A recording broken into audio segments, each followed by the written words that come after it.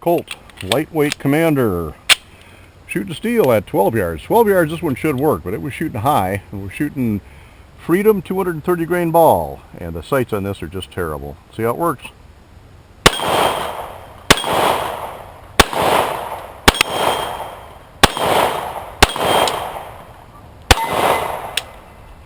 Bites the hand a little, but it works. Colt, 45, and 1911 are terms that are almost synonymous. Colt was the original 1911. Springfield was also a major player back then, so Riders Range felt it was appropriate to kick off the great affordable 1911 series by putting a modern version of the Colt 1911 next to a modern version of the Springfield 1911 A1, even though Springfield did not make any of the 1911 A1s originally. But these were available in the modern versions and very reminiscent of the original 1911 and 1911 A1. In 1949, the Army looked for a lighter gun for officers. Their specs were it had to be 9mm and under 25 ounces. Now, read into that what you will about why it had to be something lighter and less powerful for officers. So Colt responded by coming out with the Lightweight Commander. Came in at just under 25 ounces. And in 1950, this was marketed to the civilian market and in 9mm, 45, and 38 Super. And this was the first full-frame, aluminum frame production gun that really had any success. Shortly after I was separated from active duty and returned to civilian life, this was the first centerfire pistol that I bought. This particular gun dates back to 1972. It is well used and still works. You'll see how it shows up in the video, but it's also not one of my favorite carry guns for a number of reasons. So we're kicking off the Commander series with the old next to the new. These are both lightweight Colt 45 Commanders. The new is the Wiley Clapp version. Now, Wiley Clapp, you can check the history on him, was a United States Marine. He was a deputy sheriff for a couple of decades out, I believe, somewhere in California. And he's also a prolific gun writer, and he's got a number of special editions. And this particular one, I guess it's marketed as everything you need and nothing you don't. Wiley Clapp certainly has much more experience than I, but I'm going to disagree with him on a couple of those points. So let's start by putting these guns side by side and see what we like, what we don't like. You can see that the original Commander is more of a 1911 A1 style with the rounded grip frame and the short trigger, whereas the Wiley Clapp is more of a 1911, not an A1 style, straight grip frame or straight mainspring housing and longer trigger. A lot of other differences too. The original lightweight Commander here has no memory or speed bump on the grip safety, and the grip safety doesn't have a real pronounced beaver tail, although this one does not give me as much hammer bite as I got out of the original Colt 1911 the 1911, but it's pretty comparable to the 1911 A1. By the way, all these guns that you'll be seeing here have been safety inspected. The Wiley Clapp, on the other hand, does have a very pronounced beaver tail. It's got a memory bump on the, or speed bump, whatever you want to call it, on the grip safety. I will mention though that both of these guns are pre-Series 80. In fact, this Wiley Clapp is marketed as a Series 70 gun, and this came out before there was such a thing as a Series 70 gun. So let's look at some of the other similarities and differences. Start on the top of the slide. Look at the sights on the original one. They are small, typical original GI type sights. Not real easy to pick up. In fact, I painted the front sight on this red a long time ago. Whereas the sights on the Wiley Clapp are Novak style. It's got a gold bead front sight, and for quick acquisition, these are nice because it's got an extra wide rear notch, and there's a really good differentiation between the front and the rear sight. Now that's great for quick shooting, and that brass bead front sight really pops out in daytime quick shooting. However, having that really wide rear notch and a narrow front particularly with a gold bead on a sunny day, does not promote accuracy, particularly at 50 yards, as you'll see. Of course, then again, this gun is not real accurate at 50 yards either. Part of that is not so much due to the fact that the slide to frame fit is loose, but that the barrel to slide fit is not real great on this gun. On this gun, there's actually more wobble in the slide to frame fit, but the barrel to slide is what's important, and that does lock up nice and tight, as you'll see by the 15-yard groups on this particular gun. Colt Lightweight Commander Wiley Clapp Edition. Winchester 230 grain T-Series ammunition, 15 yards. We'll see how it works.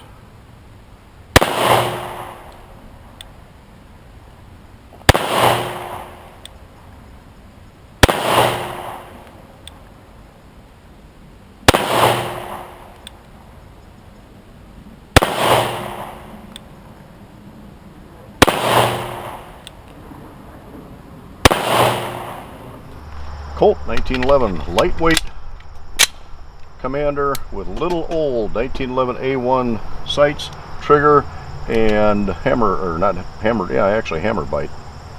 50 yards. Let's see if I can hit anything with this old gun. Well, it's silhouette. Looks like it hit it really high though. So I'm going to hold way under that 12-inch plate and see what happens. I'll go back to the silhouette and try it one more time. Aim right at the bottom of the silhouette and see where it goes. And that one hit low. This thing is not the world's most accurate. Try the 12-inch again. Alright, at least we hit it. Looks like high right. You'll also notice that on the Wiley Clapp, while the ejection port doesn't look like it's lowered at all, it is flared a little bit at the back to promote a little bit more reliability. Now, I've got several thousand rounds through the original Commander. I've got maybe 500 through the Wiley Clapp, and I did buy it pre-owned. I don't think the previous owner abused it at all. There's no signs of it, but I have no idea what he or she may have put through it. Let's see a couple other things on fit and finish. The extractor does not fit quite as well on the Wiley Clapp as it did on the original. Very nicely fit on the original. I guess that's just how they've changed their standards since then.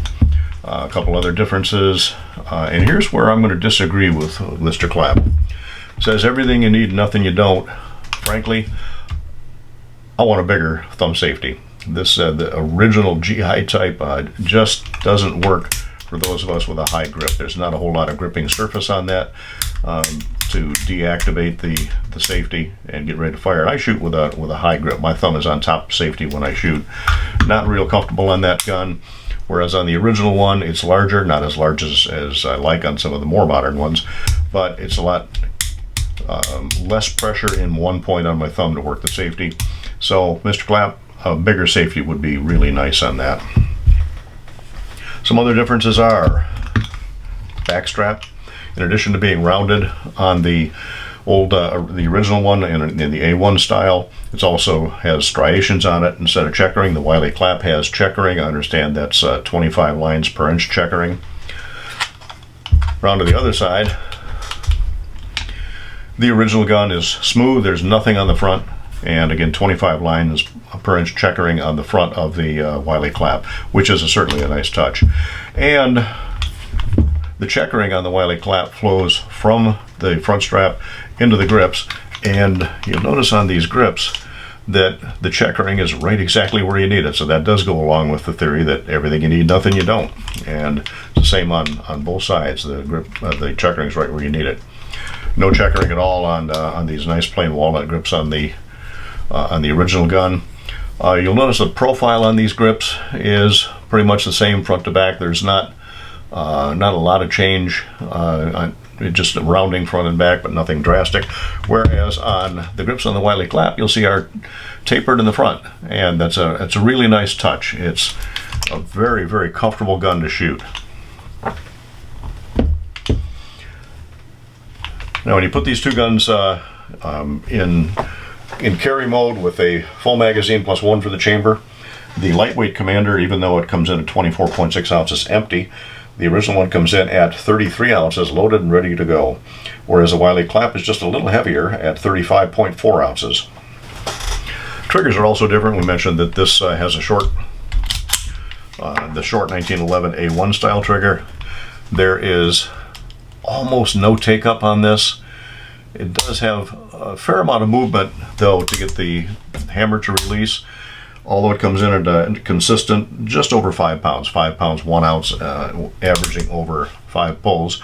No over travel stop, so it does have some over travel, but it's not a bad trigger. The longer trigger on the Wiley Clapp certainly is more comfortable to shoot. This one, again, there's no over travel stop on it.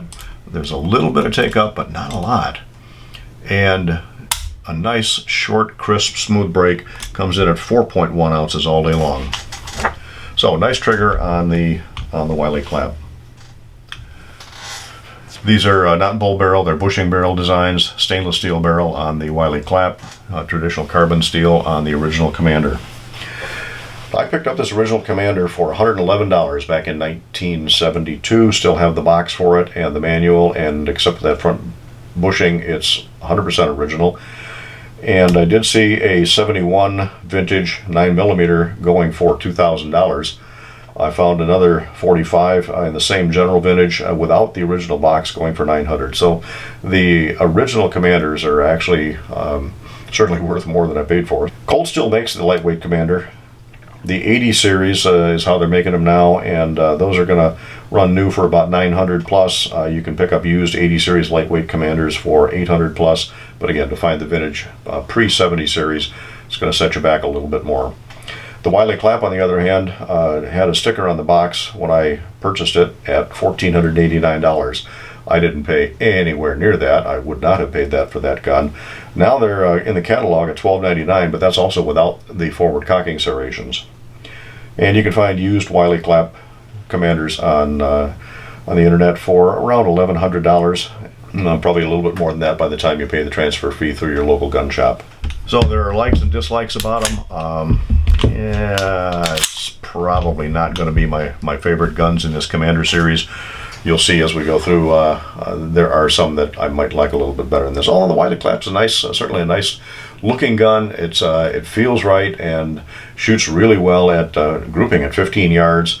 Not as happy with it obviously at 50, but it still is a fun gun to shoot. It'd be a decent gun to carry. The original one, that's something that is probably going to stay in the safe and will be handed down to the next generation. Not a whole lot more to say about these other than they're Colts, and that's how we're kicking off the Commander series. Next up is a couple other American guns we're going to put side by side. Two Ruger 1911 Commanders, and both in 45. One steel frame, one aluminum frame, and we're going to follow that with two Smith & Wesson 1911 Commanders.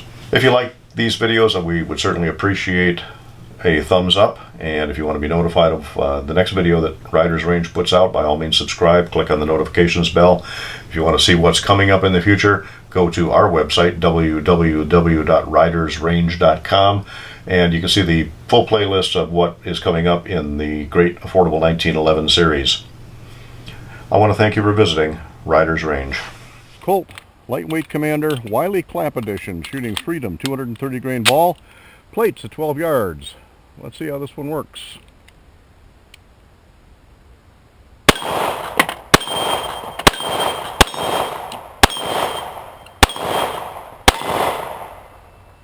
So far, so good.